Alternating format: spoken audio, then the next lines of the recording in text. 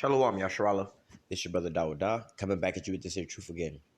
First and foremost, I'm going to give all praise, honor, and glory to Yahweh, Bahashem, Yahushua, Bahashem, Rakakwadash.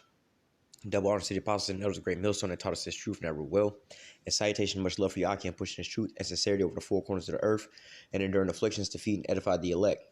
So I want to jump into this here article real quick that's on RT. It says, Russian aerospace forces get a new radar that could strip the U.S.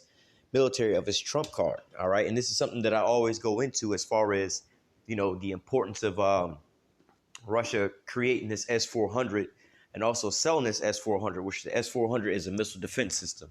All right. And, that's how do I say, the important part of that thing. There's a lot of important parts about it. For one, the range of missiles. They have multiple different types of missiles they can put in there. So you can get a longer range, shorter range, depending on the type of job that you're looking for. All right. That's one thing about it. But one of the most deadliest things about this here system is going to be the radars. All right. And the amount of what they call the batteries versus like you have the radar. So like what you see on the screen here is like a radar, right? And it's a multi-unit type of device. What will happen is, let's say you'll have, well, we'll get into it in this article, but normally you would have about 1 to about 3 of these radars like this in an area. But then you may have 7 to 10 of those trucks. Let me see if they have it. All right. So these trucks here, they may have about 7 to 10 of these trucks here. All right. Once they have the regular base of the radar setup that can control and launch all these trucks all at one time. You see what I'm saying? So, the radar, it has a pretty much a mind of its own. Not only can it scan the area and track everything like that, it can also communicate to these different launchers and, take off on them, We'll read a little bit about it in this article. It says the Russian armed forces have recently accepted into service, now I'm not sure if I pronounced this right, the Yenisei radar detector, which has exceptional tactical and technical capabilities and can be used as part of both the S-400 and the S-500 air defense missile system. All right, now going into this S-500, because, I speak about the S-400 a lot, in which really the S-300 is still pretty much a very deadly tool, right? Was it Venezuela? I think it was Syria. It was either Syria or Venezuela. One of them got an S-300, right? And America don't go over there no more. I think it was Venezuela, or I think it was Syria. Venezuela, I believe, got the S-400. But either way, America ain't flying over there no more, all right? Because with the S-400, all right, one of the most deadly parts about that is his radar, which can see the F-35 fighter jet, which the F-35 is stealth. This is pretty much what this whole article is going into, all right? The fact of the matter, it can see your trump card. Your trump card is what? They have air superiority. Whoever has air superiority in the war, they're going to wind up dominating, all right? Because, see, the modern-day wars nowadays, like the scriptures say, that, the wars of beforehand used to be fought with, confused noise and garments rolled in blood, but this is going to be a fuel of fire, because back then you had to be close up, hand-to-hand combat and everything like that. Nowadays, they have missiles. First of all, they got guns. They can shoot you from a distance. A sniper rifle can pick you up before you could even see him, let alone they got people with, or they got devices that they can shoot missiles and drop bombs on you from a distance. You never even see the damn bomb coming. All right. So if you have the capability of flying over somebody and dropping a bomb on them, all right, and you way up in the air, they're not going to ever see your plane. But because they have, radars that can pick these things up, that kind of like levels the playing field. So what do you do to kind of get the advantage? You create a stealth plane, all right, to where you can fly in undetected, all right, before they can even see you and try to shoot you down, because it's like these bomber type planes, they're not really built for air-to-air combat. Their whole way of getting in and out is being undetected via radar, right? So they're not really built to take on a combat fighting role. They just, they're only built to sustain enough weight just for the bombs that they're going to be dropping and returning back. All right. But with this S-400, like I said, it can see the stealth F-35, which America has air superiority with that plane, because up until this point in time, nobody can see that plane in the sky. So by the time you even realize, like by the time you see the plane, you're going to visually see it with your eyes. And if you can see it with your eyes, your ass is already dead. All right. Now with this S-500 system, as far as I know so far, it just has a longer range than the S-400. All right. So it says, according to high-ranking sources in the Russian military industrial service, the new radar was put into service in late April. All right, and see, in this here article is more or less just talking about the radar portion, not the battery portion. All right, or the missile part. The YNC system can operate nonstop. All right, here goes some of the things. It can operate nonstop during exterior periods of times. So they just turn the radar on, and basically this shit is constantly going. All right, and they don't need nobody there. Well, let me keep reading. It says, which is a very important aspect of radar reconnaissance, and there is basically no room for human error as fully automated.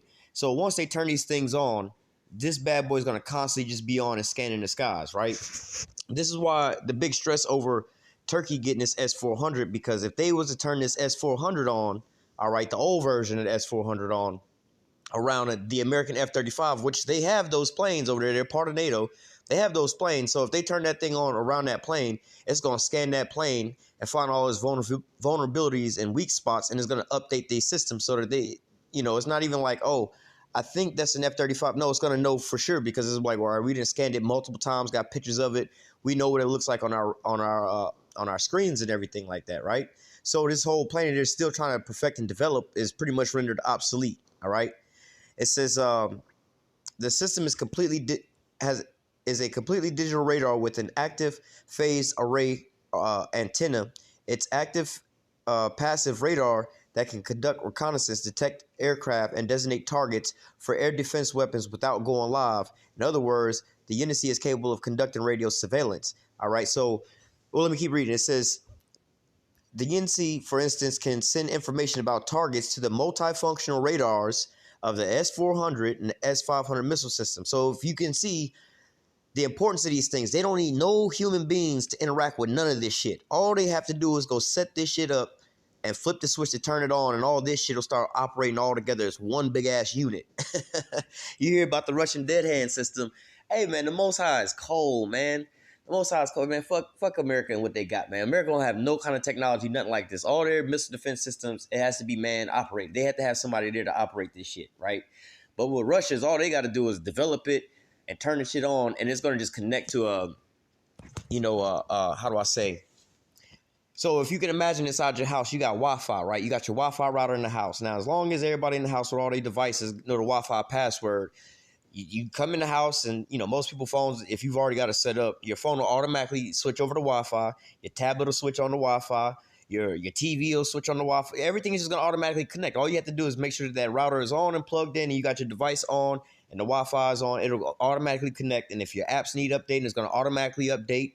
If you got, all these things can just automatically work out without you even being there. You have your phone, and if your phone's on Wi-Fi overnight, you may automatically get an update. Your phone, your apps may automatically update without human being interference, right? So this is like the same thing. As long as they out there and you got them turned on, they're going to communicate to one another. They're going to scan the areas. If need be, they'll sit there and acquire targets, and they'll also communicate to whichever battery system is the closest, and then it'll lock and load, and it'll take off and knock it out the sky, man. All right. It says the YNC, for instance, can send information about targets to the multifunctional radars of the S-400 and S-500 missile system.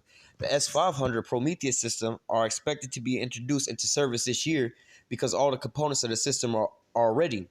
As for the S-400 Triumph YNC, along with the 96L all-altitude target detector, has already been introduced in the system.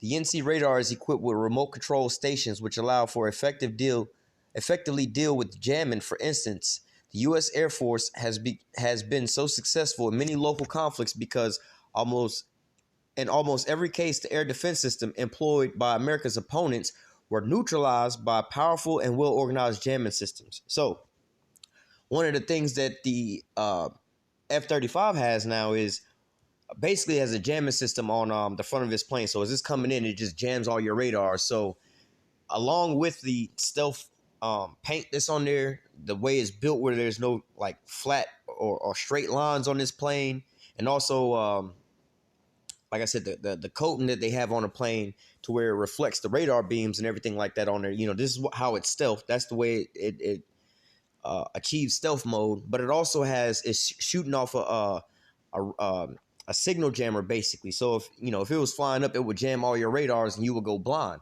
which would render you blind to what's going on in the sky, which would allow them to have air superiority to come in and just bomb off, all your targets. You know what I'm saying? This is what I was going into.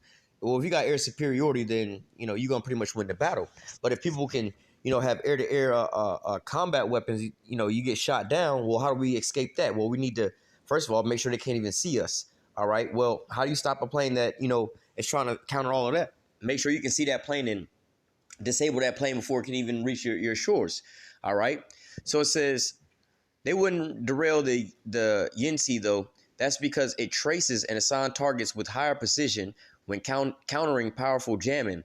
It's safe to assume that by accepting Yinsi into service, the Russian aerospace forces have removed the Americans' tactical advantage. Another key Yinsi feature is its sector scanning capabilities.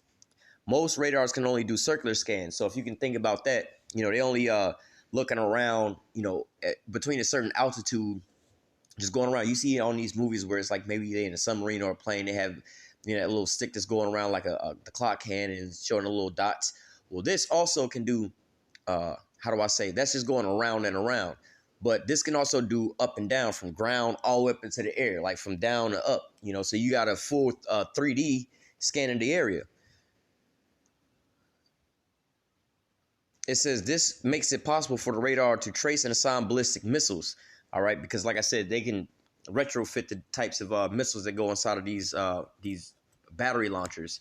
Commanders of the anti-aircraft missile troop of Russian aerospace forces are very interested in the Yinsi and see a lot of potential in its features. For example, the S-400 Command and Control Center is equipped with the 91 N6E panoramic radar detection system.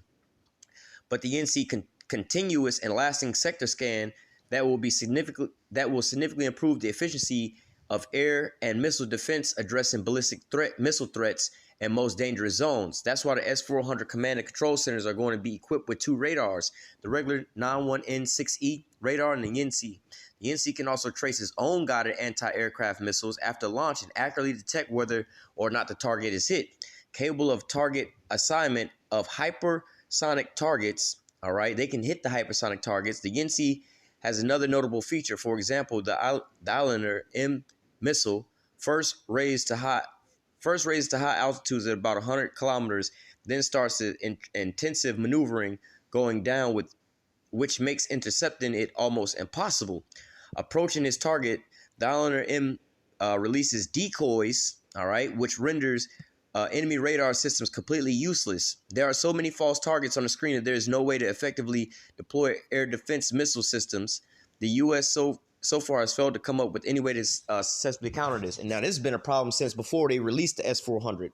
But going back to, I believe it was either the Satan 1 or the Satan 1. They had multiple warheads that they can put up inside this damn one. What you would look at as one missile. They can have multiple warheads. So let's say you got five nuclear warheads, and you got 10 of them as decoys. First of all, America would have to expend so many of these of their anti-aircraft missiles just to take out this one quote unquote missile coming in that's got 15 warheads in it. Then let alone if they only got, let's say 10 shots, they better make sure all 10 of them hit, the warheads instead of the decoys. Because if not, they just let one of those warheads come through, it's going to be over for them. All right. Moreover, this is effective against the so-called radar angels.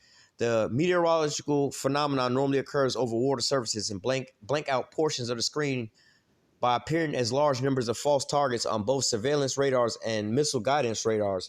In addition, the NC has built-in IFF interrogators and transponders. Both the Russian STARTS system and the NATO MK-11 or 12, and the latter may be of interest for foreign buyers. The new Russian radar has a secondary channel to operate within the Joint Air Traffic Management System in a range of 1030 to 1090 megahertz, which means that all the information about civil aircraft and airspace at this particular moment. It says the system is very mobile with the setup teardown time of under 5 minutes for better mobility. It has no out triggers, unlike the 96L6 all altitude surveillance radar. Of course, the mechanical pause to level the system are still there, but they extend straight into the tracks and not on the sides. All in all, the NC system is capable of detecting air targets flying over 100 kilometers above ground, basically the boundaries between Earth's atmosphere and outer space, and more than 600 kilometers away. It guarantees continued tracing. It's a versatile system that can accurately detect air targets and designate them for air defense weapons. So going into this, as the days go further and further and further, Russia is still preparing themselves and still developing these systems. All right, which is outpacing America at the point in time. All right, so you have give me a second. So you have basically this here arms race that's going on right now. But look, America's falling far behind. All right, but all of these things was prophesied in the scripture, so all these things are just going according to plan. All right.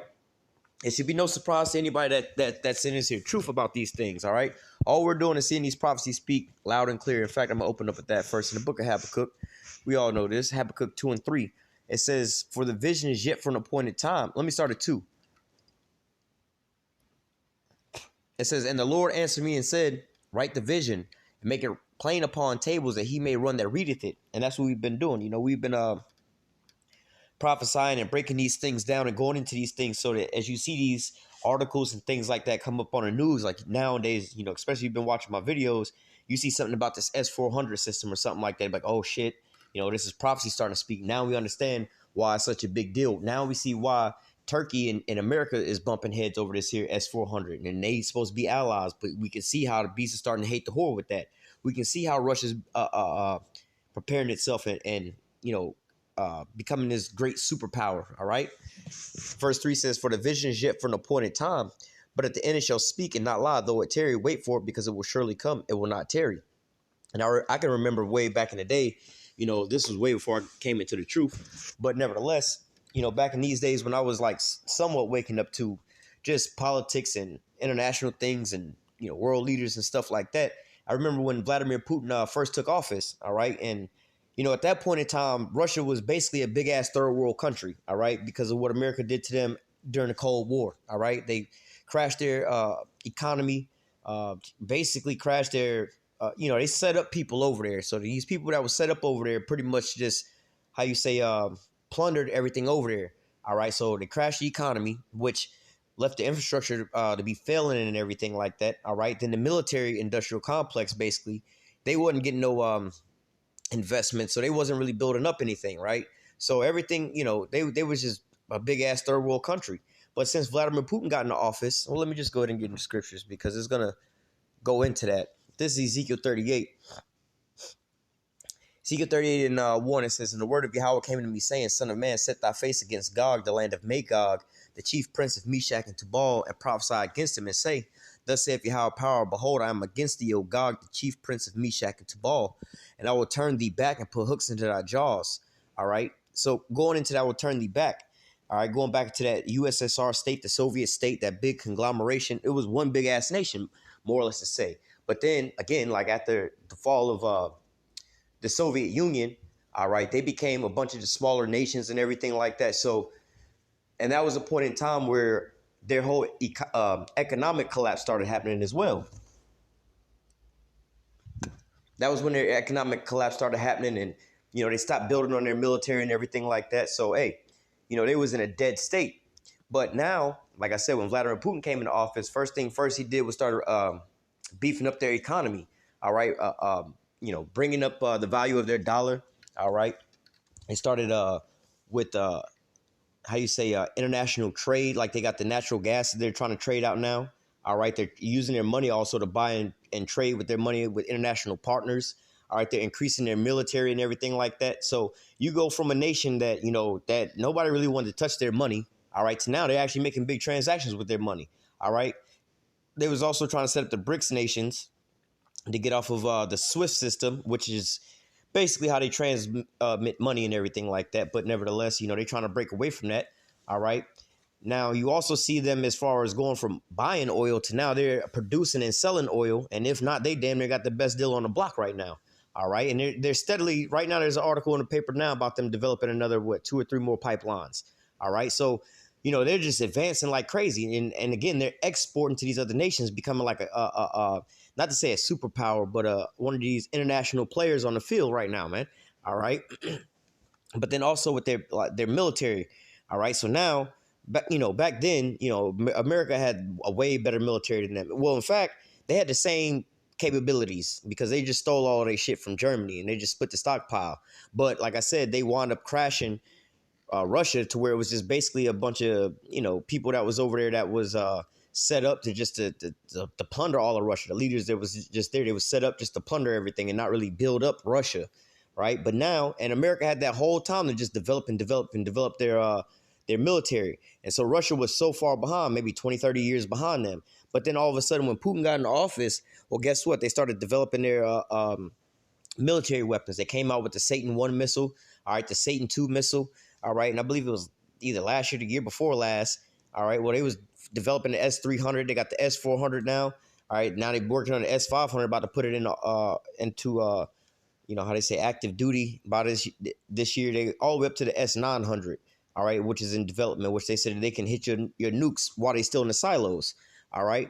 But nevertheless, they've been developing all these things, the hypersonic missiles, all right, the nuclear powered cruise missiles, all right. They've been doing all these things in the recent years, man.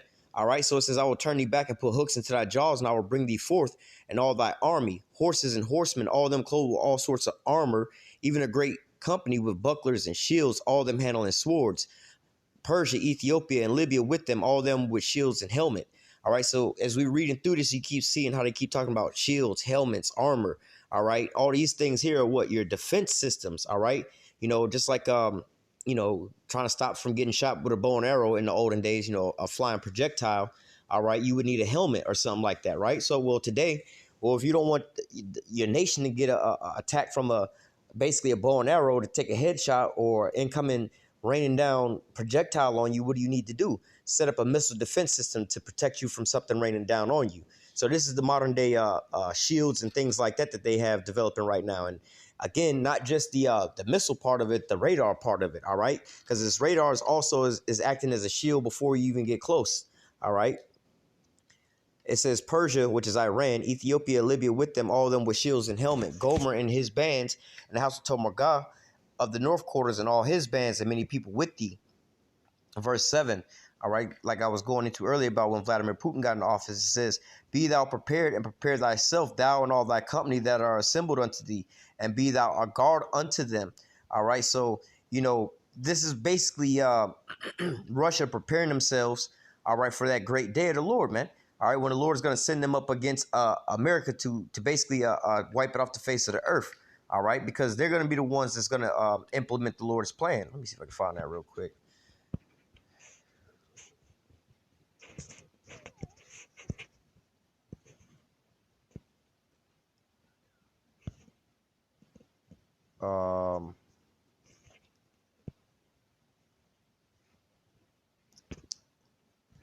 So I can give me a second.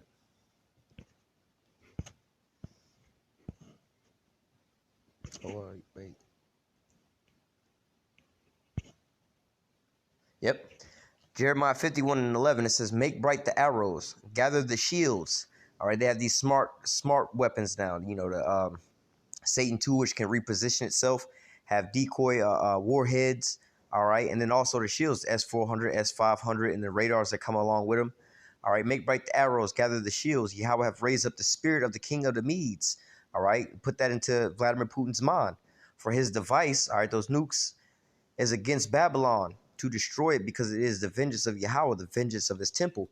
So, hey, this is all being prophesied in the scriptures, all right? And now what we're doing right now is watching all these things take place. Like in the book of Habakkuk now, the vision is for an appointed time, but at the end it's going to speak. And right now we see it speaking loud and clear. They're releasing information about what they're putting in on the active duty right about now, and the pros on. I mean, hey, Russia didn't introduce so many new either, offensive or defensive weapons in the last, 5 years. America ain't came out with nothing yet. All right. All the things they've been coming out with have all been flops. All right. Everything's been failing on their ass. All right. But nevertheless, this is all just, prophecy taking place right before our eyes. So I'm going to go ahead and close out with that. Lord willing, the elect was edified with this here lesson. Until next time, I say, call halal Yahweh, Bahashim, Yahweh Shai, Bahashim, Rakakwadash. Double honors to the apostles and elders, great millstone that taught us this truth and ever will. And salutation, much love for your Aki and pushing this truth and sincerity over the four corners of the earth and enduring afflictions to feed and edify the elect. Until next time, I say, stay strong. Shalom.